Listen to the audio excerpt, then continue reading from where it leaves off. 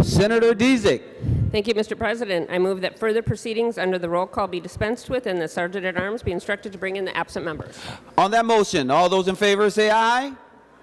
All those opposed say no. The motion prevails. Members, if you be so kind as to stand for prayer and for reading of the Pledge of Allegiance or reciting of Pledge of Allegiance. Today's chaplain is the Reverend Dr. Joy McDonald Covet from Christ Lutheran on Capitol Hill in St. Paul. And again, members, and following the prayer, please remain standing for the Pledge of Allegiance. It's so good to be with you today. Let us pray. God, we come to you today in this season when so much of our work and life is hard, heavy, and challenging. Today, be present and active in this chamber. Keep us humble to learn from those whom we least expect to be our teachers. Remind us that we are set free to cooperate in God's liberating labor for the good of people with diverse needs and hopes. Where we are acting powerfully for good, sustain us.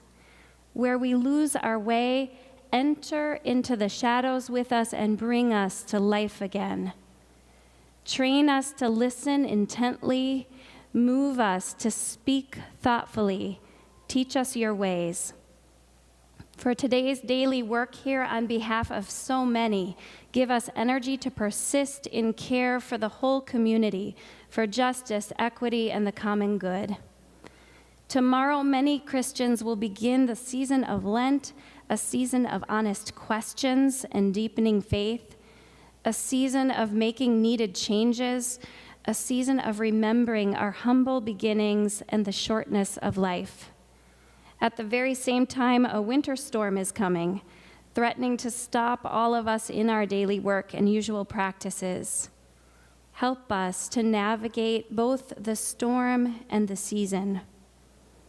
Whatever our spiritual path, working together through significant differences, extend our faith so that even though we cannot yet see the spring, we can be assured that you are faithfully working alongside, ready to bring beautiful things from the ground up. In your holy presence we pray. Amen. Amen. I pledge allegiance to the flag of the United States of America and to the republic for which it stands, one nation, under God, indivisible, with liberty and justice for all. Thank you, members. The Secretary will take the roll.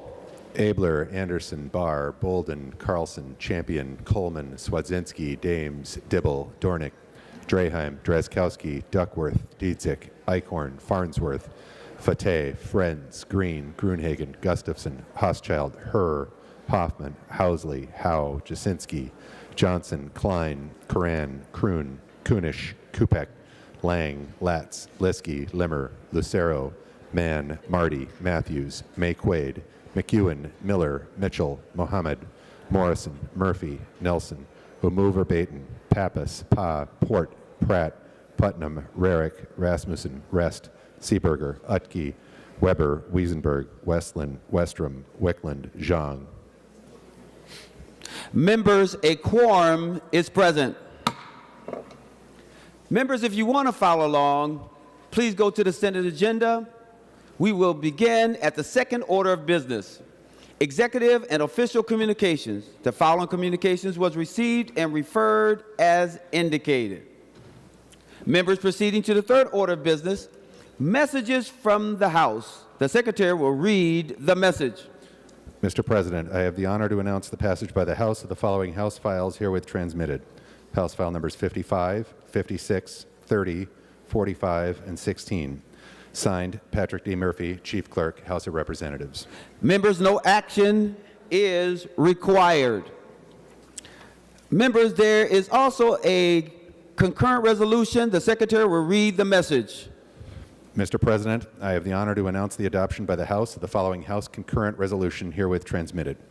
House Concurrent Resolution Number 2, a House Concurrent Resolution relating to adjournment for more than 3 days. Signed, Patrick D. Murphy, Chief Clerk, House of Representatives. Senator Disick. Thank you, Mr. President. I move adoption of House Concurrent Resolution Number 2. To the resolution, Senator Disick. Thank you, Mr. President. Members, as you've heard, the weather reports say that we are going to get a significant snow event here in the next 2-3 days. So in discussion with the House, we have decided for safety purposes that upon adjournment today or tomorrow, the House of Representatives and the Senate may set the next day of meeting for Monday, February 27th. So this allows us to not meet. In the Constitution, it says we have to meet while we're in session every 3 days, and this allows us not to meet on Thursday, which is supposed to be the worst day of the snowstorm. I'll be honest, the minute we do this, we might get 3 flakes, but I am concerned about everyone's safety, and I want everybody, including staff, to be able to get home safe and not have to work to come here and get caught in a bad snowstorm. And so with that, I move that we adopt this House Concurrent Resolution Number 2. Is there any additional discussion on the resolution? Senator Johnson. Thank you, Mr. President. At times like this, I like to look to our experts to really help us figure out through. I wish we had an in-house expert on the weather that could help us determine whether we should take some time off or not. Any additional discussion? Who? Senator Kupik, were you going to speak? Senator Kupik. I'm not sure if that was a yield to the question, Mr. President, but yes, snow tonight. We may get a little break tomorrow, and then Wednesday night into Thursday, a lot of snow and a lot of wind, so buckle up. Any additional discussion? Seeing no further discussion on Senator Disick's motion, all in favor say aye. Those opposed say no. Motion prevails and the resolution is adopted.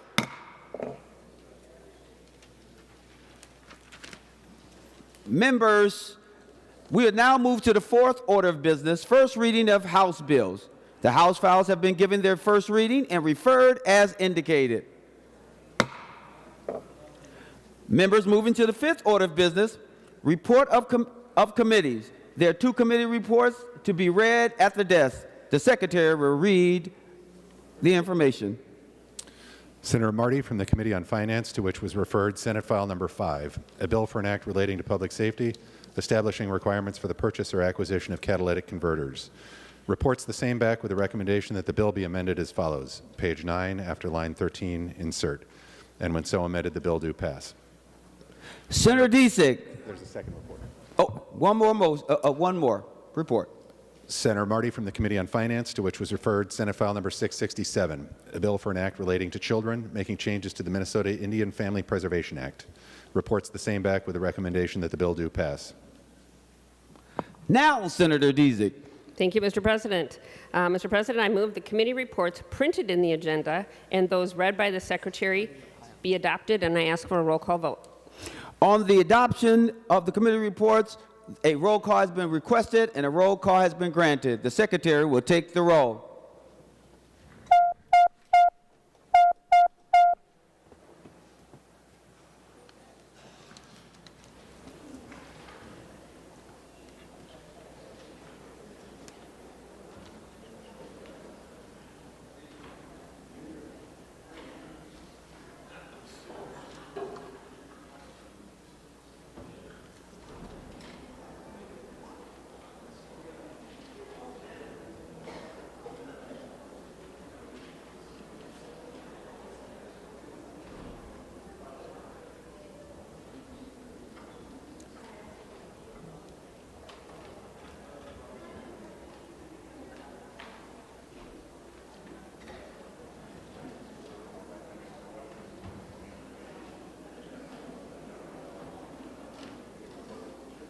All those having voted who desire to vote, the Secretary will close the roll. There have been 51 ayes and 13 noes. The motion to adopt prevails.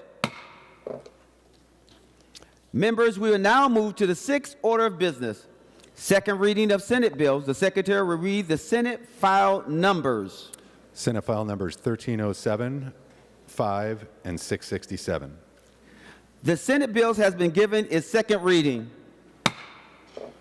Members, we will now move to the 7th order of business. Second reading of House bills. The Secretary will read the House file numbers. House file numbers 42 and 43. The House files have been given their second reading.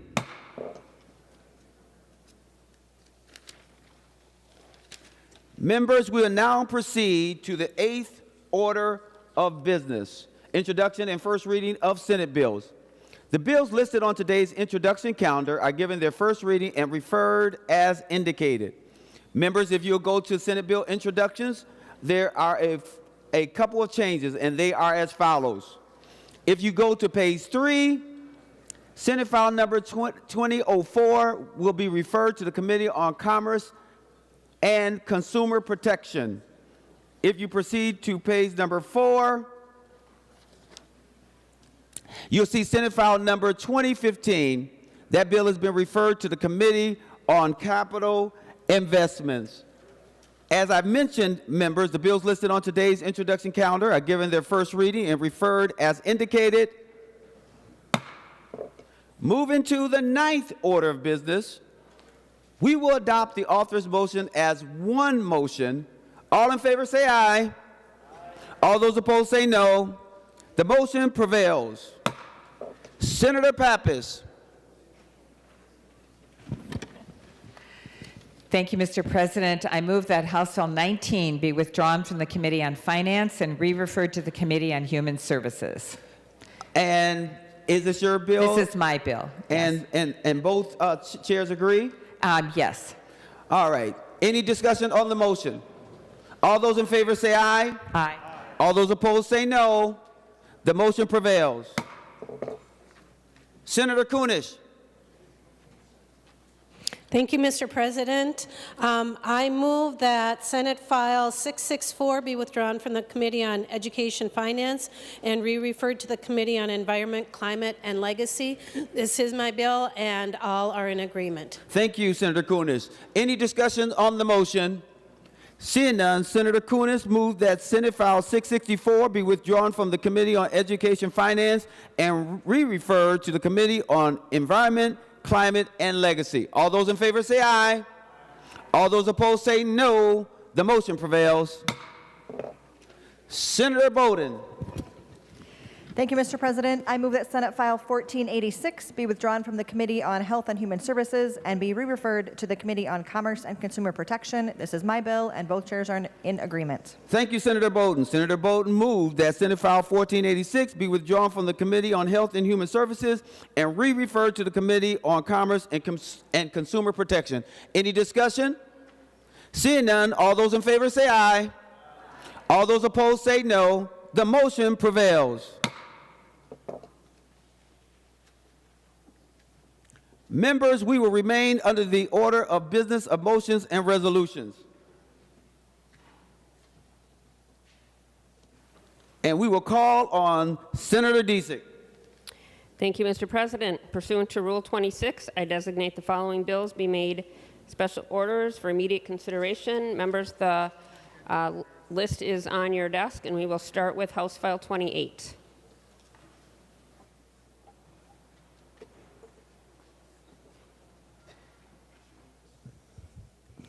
Members, the first bill on special orders is House File 28, number 14, on general orders. Senator Champion. Thank you, Madam President. Members, thank you for considering House File 28. House File 28 is affectionately known as Restore the Vote. Members, as you probably know, that right now in the state of Minnesota, under Minnesota Statute 609.165, that an individual has to complete probation before their right to vote has been restored. Members, we understand that Minnesota has long probationary sentences, sometimes 10 years, sometimes 15 years, sometimes 20 years, whatever that number is. But we know that in the state of Minnesota right now, we have more than 55,000 of our friends, our neighbors, and family members who are not allowed to vote. They should have the right to vote. What House File 28 does, it says that if a person is not incarcerated and if they're living in our communities, they should have the right to vote. Remember, members, that individuals living in our community, there's already been a decision made by the courts and others where they should be. They are safe, they are paying taxes, they're raising families, and they are doing everything that they need to do in order to be in our communities. Members, it's also clear from all the empirical data that when individuals are connected to their communities and participating in pro-social activities, recidivism goes down and the decision to do something to reoffend goes down as well. Members, it shouldn't be that these individuals or individuals living in our communities not have the right to vote. Members, this is not a metropolitan bill. This is a Minnesota bill.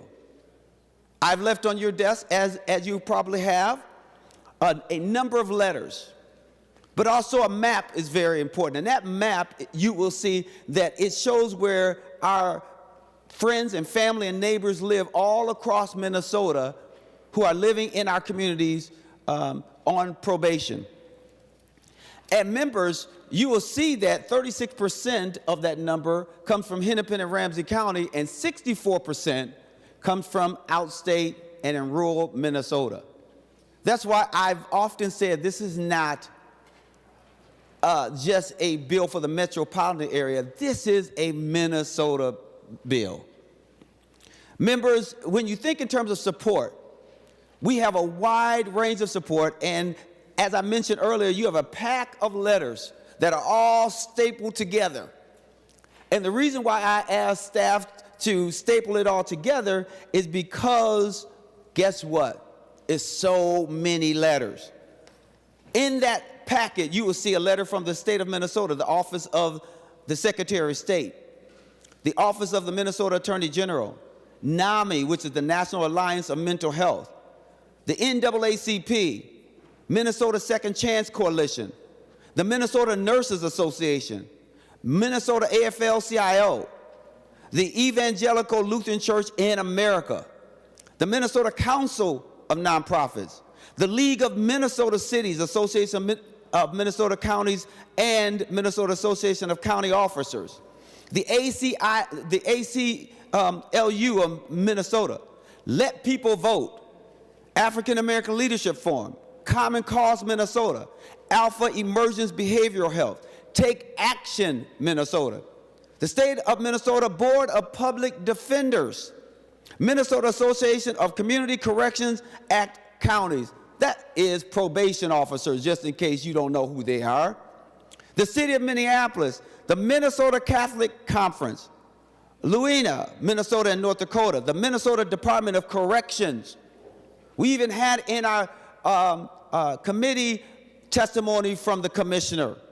Minnesota Freedom Fund, MNCASA, which is the Minnesota Association Against Sexual Assault, who represents thousands of victims who all say, we support an individual's right to vote. I'm not done, members. The Minnesota County Attorneys Association, not just one, county attorneys from all across this state. We Choose Coalition, the League of Women Voters, the Isaiah Coalition, made up of over 85 local pastors and faith leaders. The Restore the Vote Coalition, made up of civic engagement and advocacy organizations, direct service organizations, faith-based organizations, and labor unions. There's also in that packet a coalition letter from the Center for Disabilities Rights Coalition, the Center for Popular Democracy, Common Cause, Free, and others. Also, you will see an article from the Star Tribune, which talks about the importance of this work and how this is important. The Sentencing Project article, and last but certainly not least, a map, as I mentioned earlier, from the Minnesota Justice Center. Members, I ask that you support House File 28 because it is important for us to restore the right to vote. We all agree that voting is important. It is our voice. And we do not want to disenfranchise anyone from voting. Let's do it today.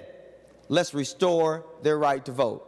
And I'll be happy to stand for any questions. Thank you again, members, for your support.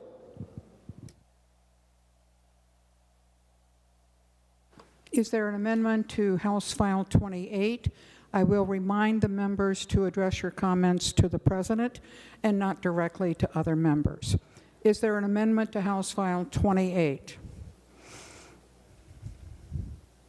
Senator Limmer. Thank you, Madam President. Before I begin, I'd like to make a comment or two.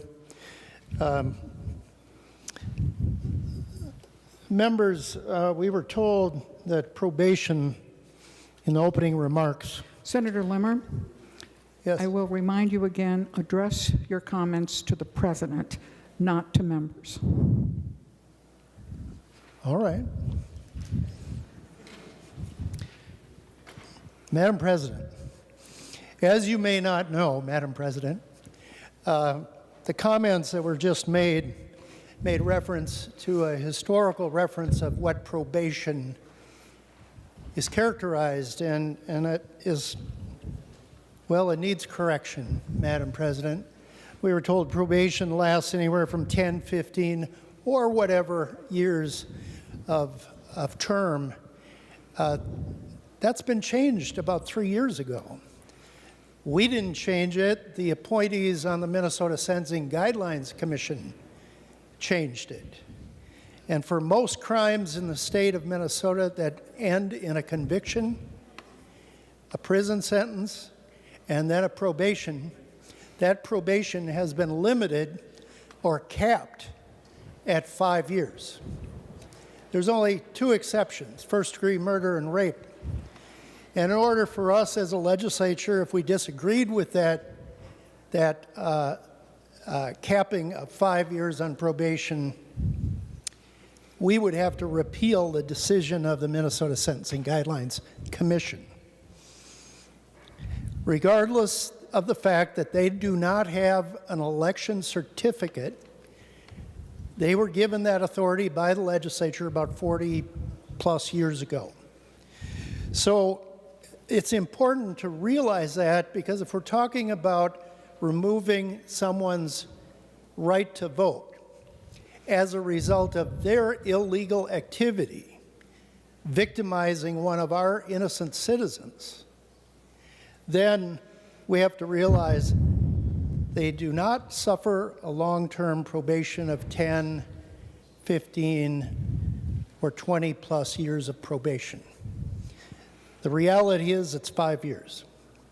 So it's important to know that, because it sets kind of the definition and it gives us a better context when we consider this bill. There's been a number of debates on this over the years for the new members. It's come and gone. This time it's gone through all the committees and it's gotten to the Senate floor. Nevertheless, I think there should be a discussion in the form of amendments in order for us to have a proper and complete discussion. Madam Chair, I would like to introduce, well, before I do that, I want to explain the bill before us today covers all criminal sanctions that end in a prison sentence, and likewise probation. As many of you know, Minnesota is one of the lowest ranked states on incarceration. We're the second lowest, I believe, second or third lowest. We do not rely on incarceration as much as other states. We do, however, rely on probation. And up until recently, that's been shortened up by our hand.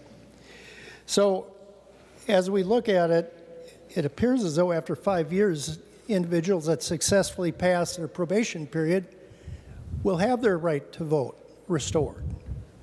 So that's vitally important to know as well.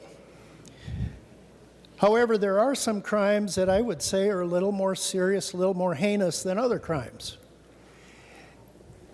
The crime of violence is an entire category of crimes in the state of Minnesota. It's not minor crimes. It's not a result of chronic criminal behavior. It's a very serious crime, and in almost every case, it's not a crime of property crimes. It's an action against individuals, a personal crime. And that, I think everyone would agree, is more heinous than a simple robbery or property crime. So, Madam Chair, I do have an amendment that will address the crime of violence by category, recognizing it by chapter, and that the action of restoring the right to vote would not be applied to that category. And as a result, I introduced the A7 amendment. Senator Limmer offers the A7 amendment. The Secretary will report the amendment. Senator Limmer moves to amend House File Number 28, the unofficial engrossment, as follows. Page 1, line 11, before N, insert. This is the A7 amendment. Senator Limmer, to your amendment. Madam Chair, Madam President, sorry. The A7 amendment is before the body at this time. I'll just read some quick highlights. If an individual has been convicted of a crime of violence, as defined in Section 624.712, Sub 5, the individual's civil right to vote is restored upon discharge of the sentence, which means discharge of the entire probation sentence, as was given or has been revised by the Sentencing Guidelines Commission.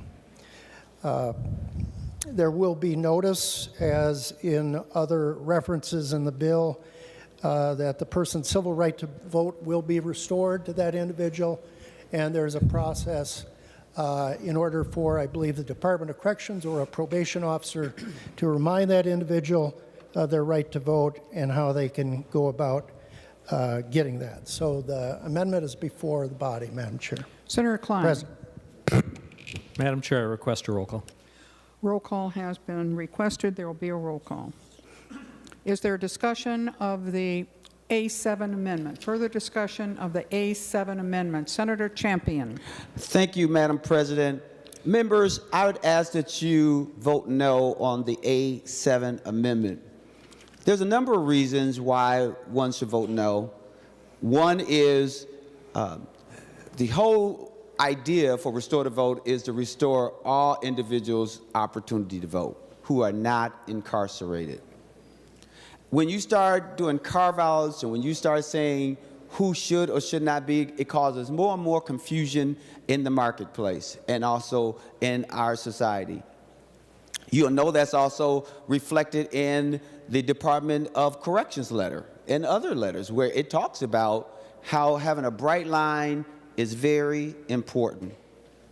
So when you look at the A7 amendment and it begins to do some things to undermine what we are trying to do in this particular bill by causing more and more confusion, I am asking you to vote no. And it also wants to delete everything after the notice when there's also a requirement to notify individuals who are coming out of prison that they don't have the right to vote.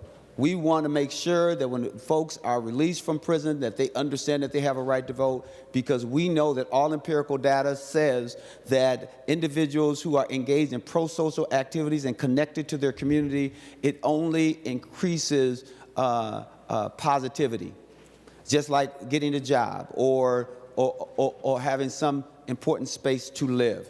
So members, vote no on the A7 amendment. Further discussion of the A7 amendment, Senator Gruenhagen. Oh, thank you, Madam President. Yeah, I rise in support of this amendment. I do think that there's certain crimes of violence against victims, and really we need to think about the victims here.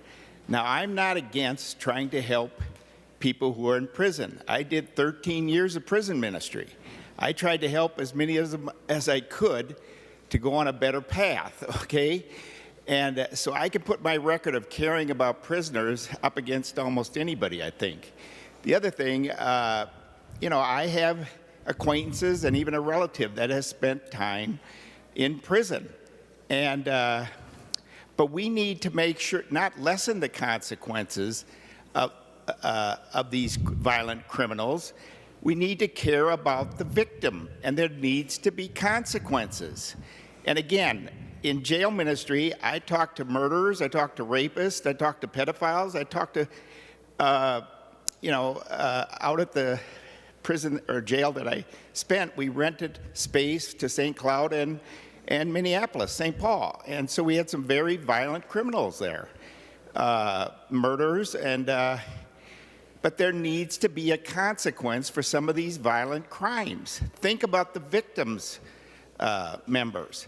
Think about lessening consequences, and this is not a big step, but it's a step in the wrong direction. Please vote to support Representative or Senator Miller's or Senator Limmer, I got it, amendment. Thank you, Madam President. Further discussion of the A7 amendment. Senator Champion. Madam President, just briefly, I won't prolong the body because I'd like the body to vote no on the A7 amendment. Members, first and foremost, when you think in terms of the folks who are incarcerated, 95% of them are going to come out. And we need to make sure we're doing everything in order to create a pathway to open our arms to them and also encourage them to do the things that we know would be the responsible thing to do. Voting is one of those things. Members, also, don't be confused by this whole notion that says you're lessening someone's consequence. You are undermining the notion of democracy by not allowing the person to vote. When people vote, they are more connected to their community. And last but certainly not least, this notion of violent crimes and certain people should or should not vote. You have a letter from Mencasa that talks about the number of victims that they represent all over the great state of Minnesota who have said emphatically, we support Restore the Vote. Because we want individuals that may have done something, may have made a bad decision in the past and not to be perpetually punished, because we want them to be on the road to just becoming a member of our society, a productive member of our society. So I would ask that you vote no on the A7 amendment. I will remind members, even those who usually stand in this place, that you need to direct your remarks to the president and not to the members. Senator Matthews. Thank you, Madam President. I also rise in support of the A7 amendment. And Madam President, I pulled up the statute that it is referencing of crimes of violence. And here is what is on that list. This is the carve-out of the most extreme cases, and voting no on this amendment signals to Minnesotans that you're in support of people that have committed these crimes to immediately get back into society and vote to elect our leaders in conjunction with the reduced sentences and the lessening of consequences in all these other areas. But here's the list of the crimes of violence. Murder in the first degree, murder in the second degree, murder in the third degree, manslaughter in the first degree, manslaughter in the second degree, aiding suicide and aiding attempted suicide, assault in the first degree, assault in the second degree, crimes committed for the benefit of a gang, domestic assault, false imprisonment, kidnapping, solicitation, inducement, promotion of prostitution, sex trafficking, criminal sexual conduct in the first degree. And I'm not even halfway through the list, Madam President.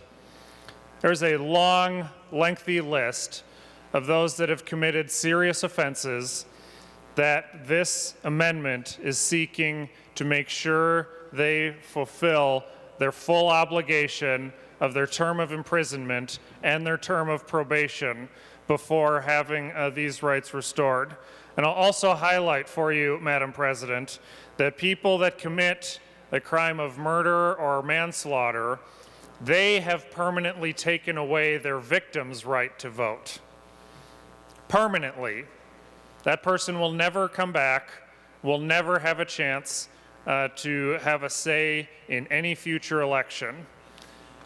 But the criminal that committed that crime on them under this bill is going to get their right back, and they'll be able to continue voting, and will get that much earlier than under current law. It's unconscionable just how wide open this bill is, and this amendment is a very simple and common sense solution to rein some of this back in. It is absolutely something that we should add onto this bill, and I urge members' support. Thank you. Is there further discussion of the A7 amendment? Seeing none, a roll call has been requested. Secretary will take the roll.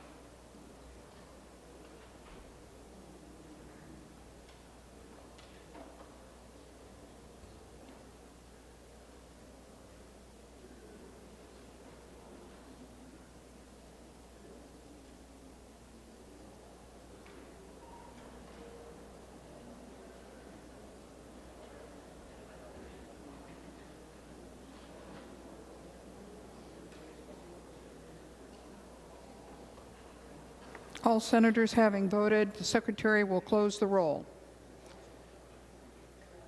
There being 32 ayes and 34 nays, the motion does not prevail and the amendment is not adopted. Further discussion on House File 28. I will also remind members that when a member is addressing the President, no one is to come in between the member who is speaking and the President. You go around or go through the retiring room. Last time when Senator Matthews was speaking, 3 of you came in front, and that's just not allowed. Senator Limmer. Thank you, Madam President. Madam President, we had a good discussion about the previous amendment that was had a large reference to crimes of violence.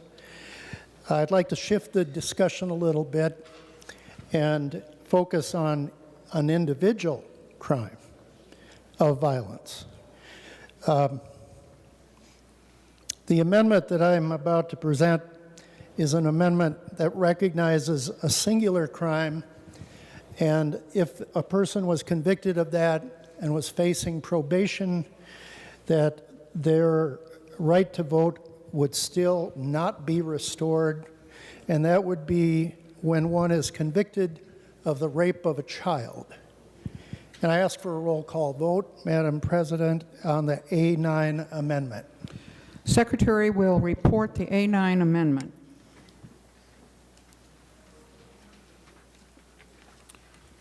Senator Limmer moves to amend House File Number 28, the unofficial engrossment, as follows. Page 1, line 11, before N, insert. This is the A9 amendment. Senator Limmer. Thank you, Madam President. If we've been following recent events over many years, it appears more and more often that children are becoming more and more the victim of crime and oftentimes neglect. But I want to focus on the rape of a child.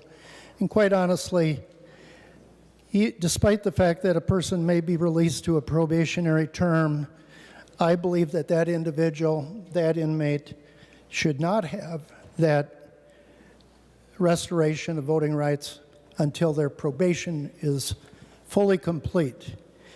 And I'm asking for a yes vote, a vote in favor in recognizing that particular crime. I want to acknowledge that Senator Limmer has requested a roll call. There will be a roll call. Senator Champion. Thank you, Madam President. Madam President, I'm asking for the members to vote no on the A9 amendment. Here's why we should vote no on the A9 amendment. Number one, if a person is living, well, first of all, let me just say that when someone offends, they go through the court process, and there are decisions made by our court system. And if that means that the person is placed on probation and has to do treatment, and both inpatient treatment, outpatient treatment, all the things that they have to do, there are a list of things that they have to do in order to make sure that they continue to be safe and not reoffend in our community. If there's a decision for a person to go to prison, there's times that they spend in prison. And once they are deemed safe and they serve their time in prison, they then come out. When we think about this, it is important for a victim to be safe and also for the community to be safe. And we don't want anyone to reoffend. How do we not guarantee that, but create an environment for reoffense not to happen? That is by making sure that a person is connected to our community. When they're connected to our community, all the data, the empirical data says that recidivism goes down and decisions to reoffend change. Members, we know that many individuals can talk about these provocative things, and we understand that there are some things that are really challenging, but when a person is in our community, they are deemed safe. They don't get off probation any earlier.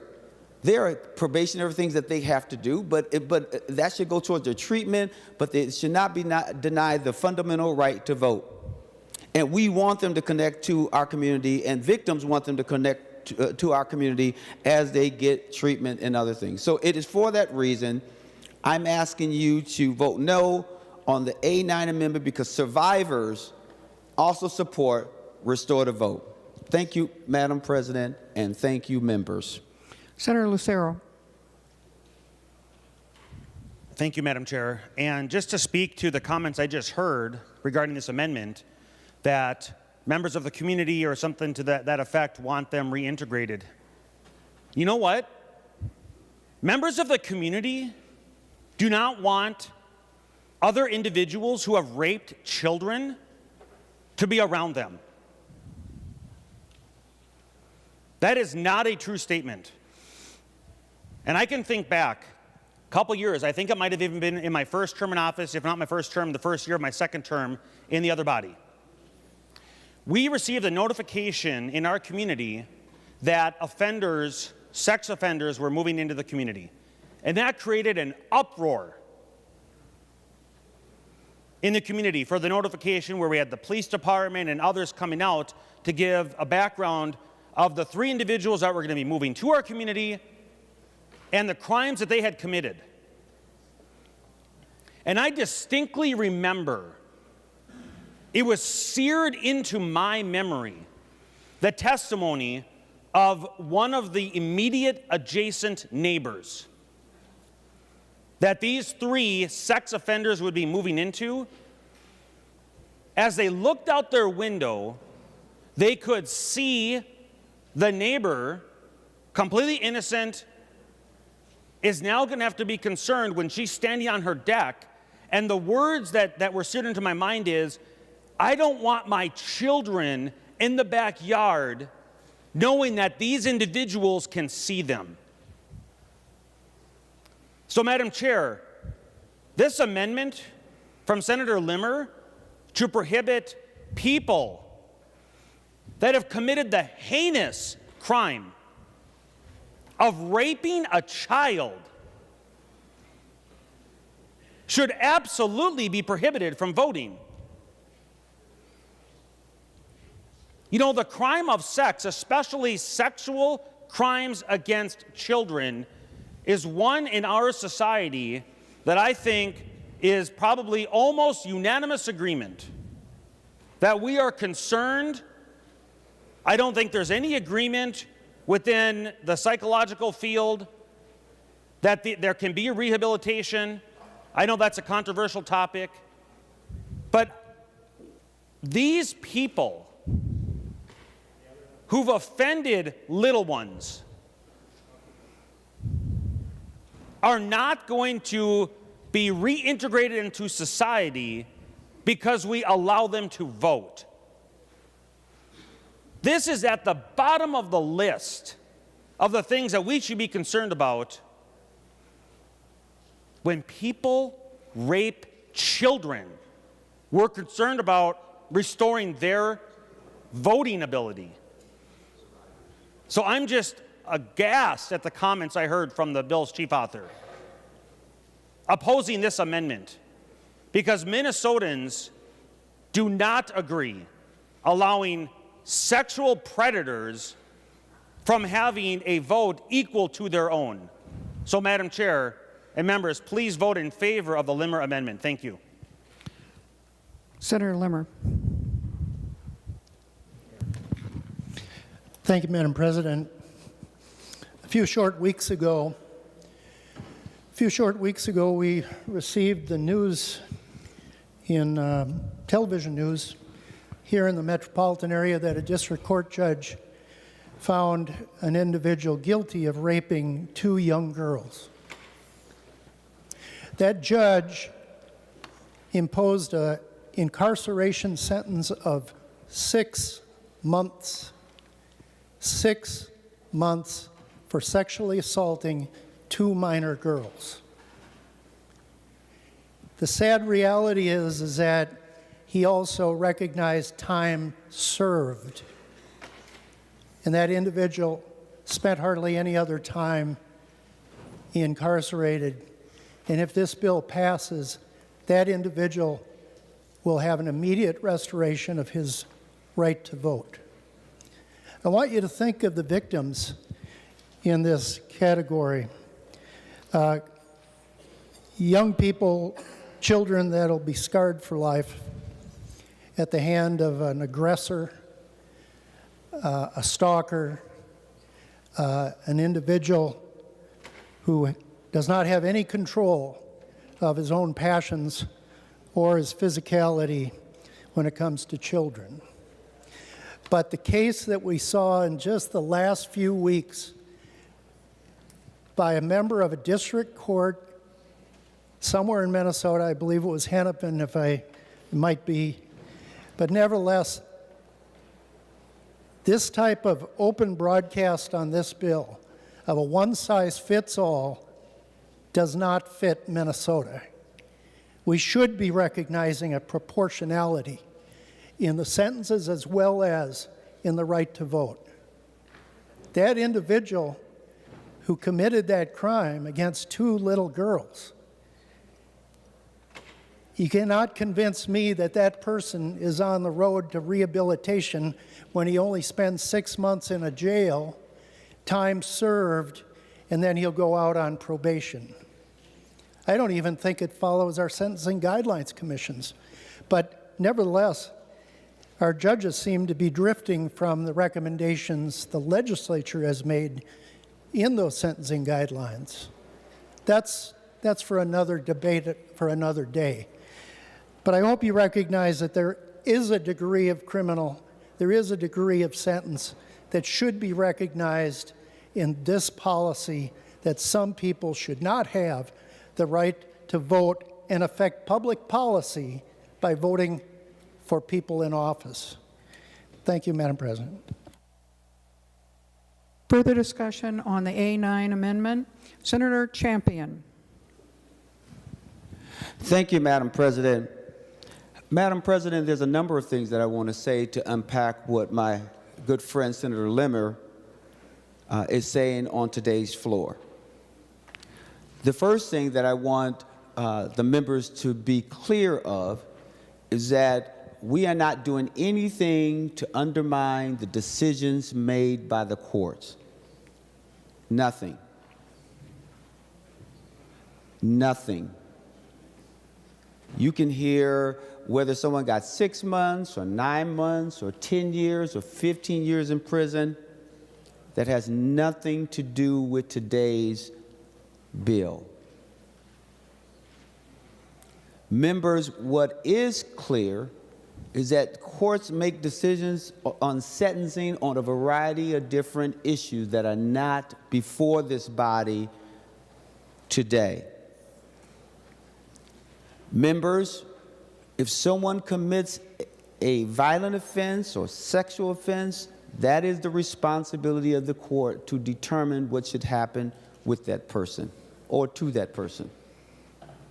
Members, the second thing I'd like for you to be clear of is that any individual that is convicted of something against a child or any other person, there's treatment that they have to do, both inpatient treatment, outpatient treatment, all those things. That doesn't change.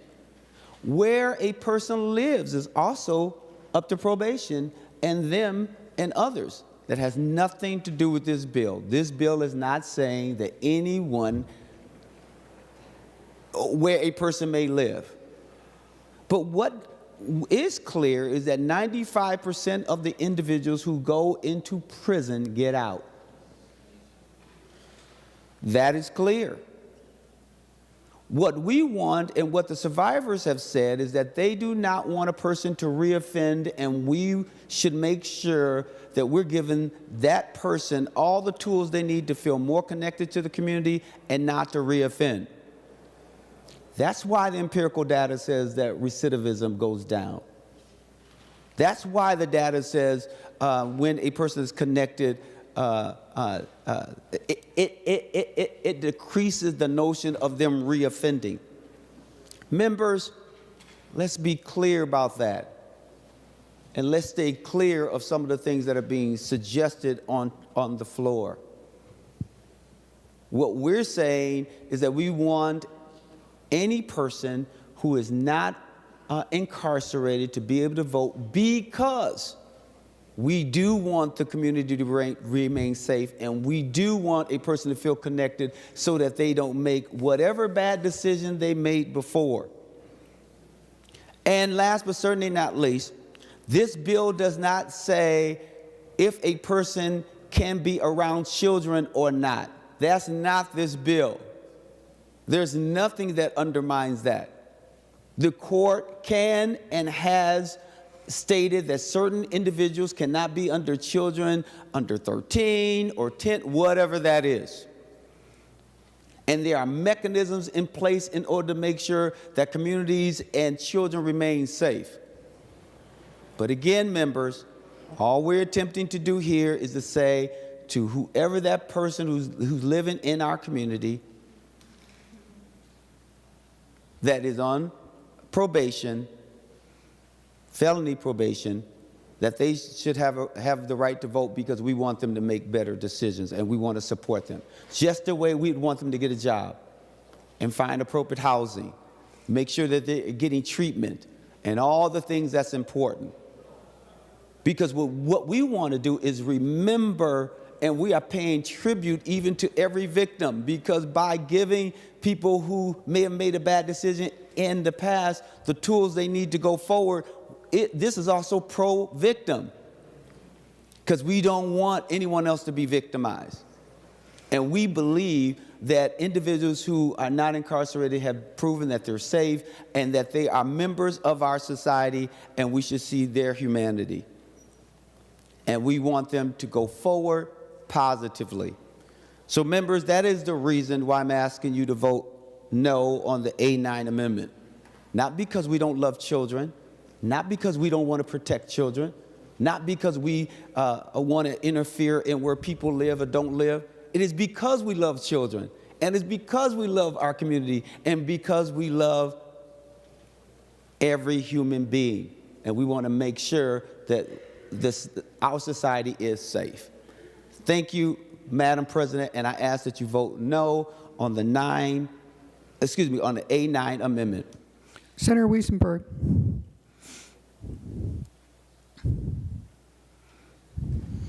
Thank you, Madam Chair. I rise in support of this amendment. I don't think that people who are raping children, pedophiles who get out on probation should be voting on laws that could potentially lessen their sentence in the future. And I've heard we have decisions made by the court. Now, I would maybe argue that some of the decisions that our court is making isn't working. We have 700 car thefts in Minneapolis in the month of January because we have a revolving door court system. I know I have friends who are police officers that it's hard for them to even stop someone and bring them in because they know they're going to be let out, or it's just going to be dismissed. That's not how we deal with criminals. There has to be some accountability. So if someone who rapes kids gets out of jail and is on probation, and a law comes up that says now it's okay for a 15-year-old to have consensual sex with someone that's up to 10 years older than them, they could be voting on that, and that could lessen their probation time. That's asinine and that's ridiculous. I don't want to see, I have 3 children, and many other people have children in here. I'm sure they would be very disappointed if their child was raped and molested and a pedophile was let out of jail and this person was allowed to vote, and their vote was a reason that would lessen their crime against their children. These children are going to be living with this for the rest of their lives. Support this amendment. Thank you, Madam Chair. Senator Frantz. Thank you, Madam President. Thank you, members, for this discussion. I'm struck by the words of Senator Limmer. Some people should not have the right to vote. Madam President, I offer the A50 amendment to the A9 amendment. The Secretary will report the amendment. And I request a roll call, Madam President. There will be a roll call. Senator Frantz moves to amend the A9 amendment to House File number 28 as follows. Page 1, line 4, delete everything after of. This is the A50 amendment. Senator Frantz. Thank you very much, Madam President, and thank you, members. The A50 amendment says that you may not regain the right to vote while on probation if you commit the felony under United States Code Title 18, Section 2383, and are guilty of rebellion or insurrection against the United States. Members, this is someone who should not have the right to vote, and I ask members to support the A50 amendment to the A9 amendment. Thank you, Madam President. Members, I understand there's some difficulty momentarily of distributing the amendment electronically, so we're going to wait until we have confirmation. The Secretary informs me it should be okay now. If there is anyone who does not have it electronically, please inform the desk. Senator Dietzick. A point of order, Madam President. Senator Limmer raises a point of order under which provision? That would be the Mathens or germaneness rules? rule, Madam President. Senator Limmer raises a point of order under germaneness. Senator Limmer, Madam advice President, to the President. My memory may be cloudy on this, but doesn't an amendment to an amendment have to satisfy the general purpose of the original proposal, the original bill before us? This is going in an entirely different direction, and I believe it's not germane.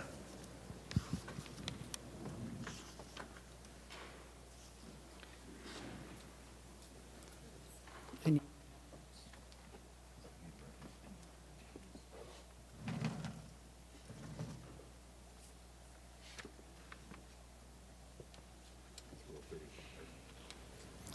Madam Chair, advice?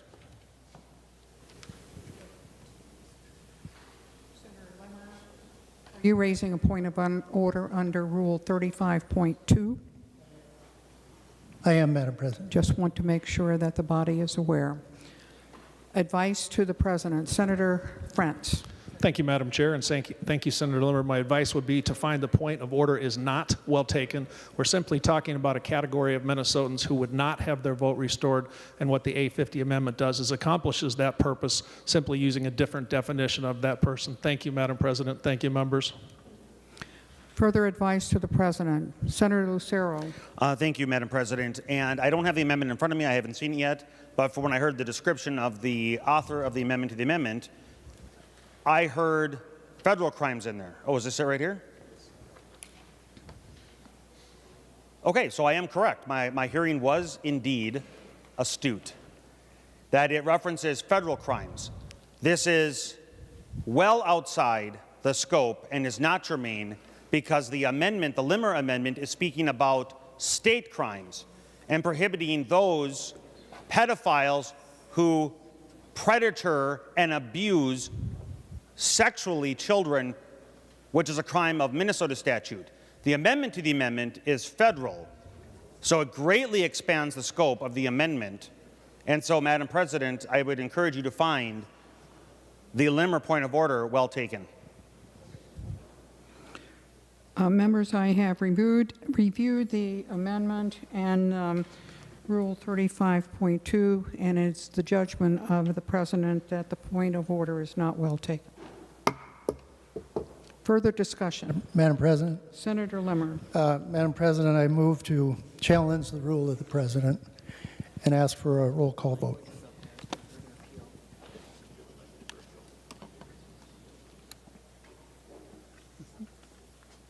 Question before the body is, shall the decision of the President be the judgment of the Senate? Senator Limmer, did you request a roll call? Secretary will take the roll.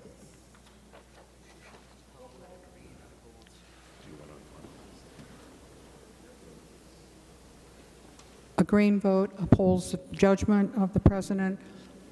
A red vote challenges it.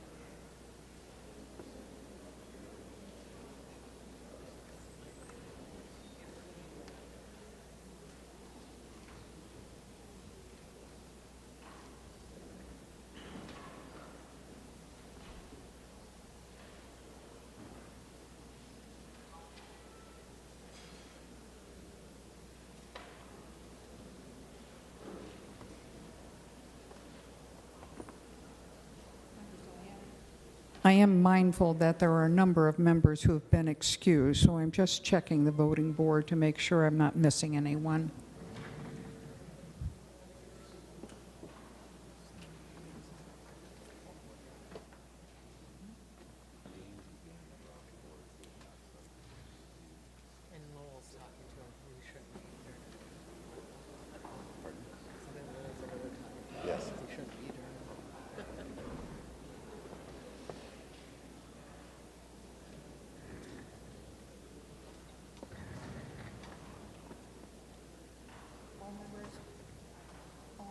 All members having voted, there are 34 ayes and 25 nays, and the judgment of the president is upheld. Further discussion on the A9 amendment.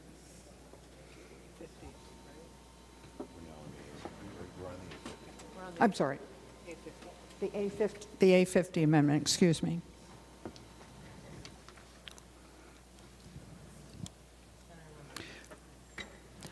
I'm going to wait for the board to be cleared.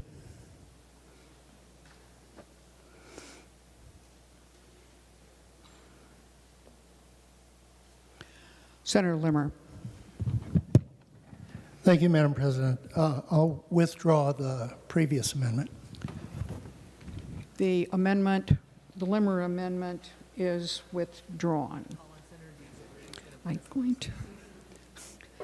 Senator Dietzick. Thank you, members. Thank you for the thoughtful discussion. We are going to recess and go back to committee so that we can get in a full day of committees today, since we're going to be gone for the next 2 days. So I'm going to lay the bill on the table, and then we'll come back at the call of the president around 5:15. So with that, Madam President, I move to lay the bill, House File 28, on the table. And Senator Dietzick, do you have a further part of that motion, please? Pardon me? Oh, and I ask for a roll call vote. There will be a roll call on the Dietzick motion to lay House File 28 on the table. Secretary will take the roll.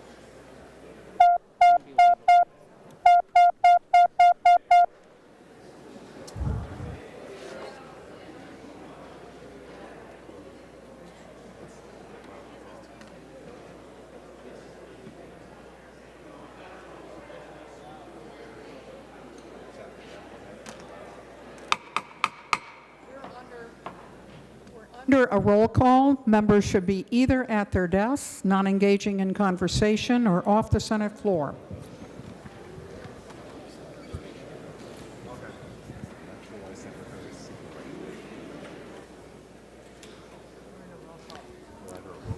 Senator Herr, we're under a roll call vote.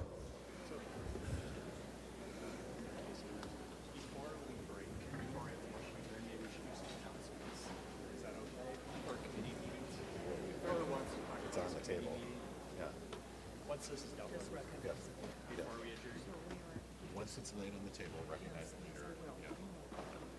Do we want to allow people to speak? Sure. Like what do you think, Jessica? Just move to 13th order of business? Or we don't want to do it after the recess? Yeah, do it after the recess. Yep, do it after the recess. After the motion. Yes. Yeah, we don't want to move to the 13th. Is everybody voted who is here? Yes.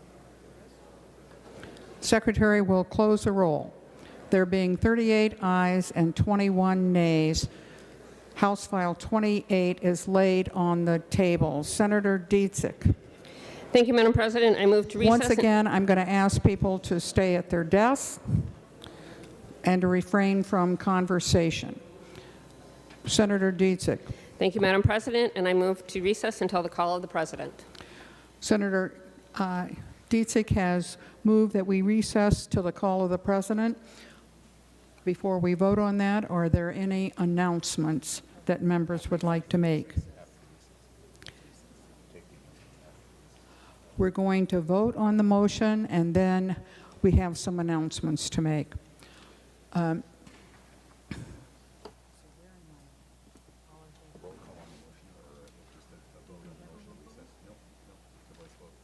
All those in favor of moving to a recess, say aye. Opposed, say no.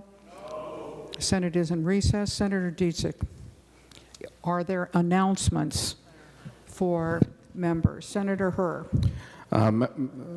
Senate members, I just want to announce to my Environment and Climate and Legacy Committee that our committee will be on time at 3 o'clock, on 3 o'clock in room 1150. Unless there's anything changed, stay tuned for email notice. Thank you. Are there any other announcements?